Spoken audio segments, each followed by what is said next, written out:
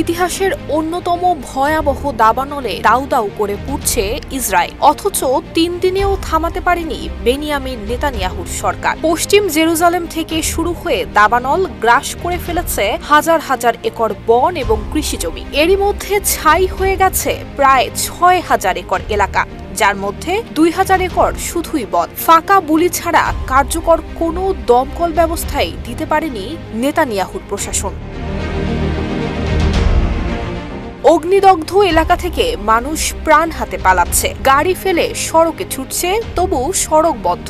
শহরের গায়ে লেগেছে আগুনের লেলিহান শিখা, আর নেতানিয়াহুর সরকার এখনো তদন্ত চলছে বলেই দায় এড়াতে ব্যস্ত। বাতাসের গতিবেগ ঘন্টায় ৬০ মাইল, আর প্রশাসনিক অব্যবস্থাপনায় তা যেন আগুনে ঘি ঢালার কাজ করছে। দেশ জুড়ে তোলপাড় ওয়ালটন ফ্রিজ কিনে আপনিও হয়ে যেতে পারেন মিলেনিয়ার। প্রাথমিকভাবে বলা হচ্ছিল আগুন নিয়ন্ত্রণে, কিন্তু বাস্তবতা বলছে উল্টো কথা।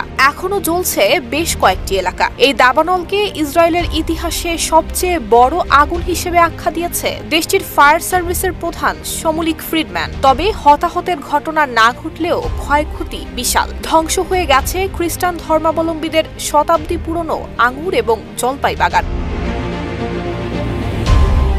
এই আগুনের আঘাতে ফেটে গেছে নেতানিয়াহু সরকারের দম্ভের মুখোশ। এই এমন বিপর্যয়ে ইতালি, ক্রোয়েশিয়া এবং নর্থ মেসিডোনিয়ার সাথে সাহায্যের হাত বাড়িয়ে দিয়েছে ফিলিস্তিনও। তবে ফিলিস্তিনিদের এই মানবিকতা অবজ্ঞার দৃষ্টিতে দেখছে ইসরায়েল।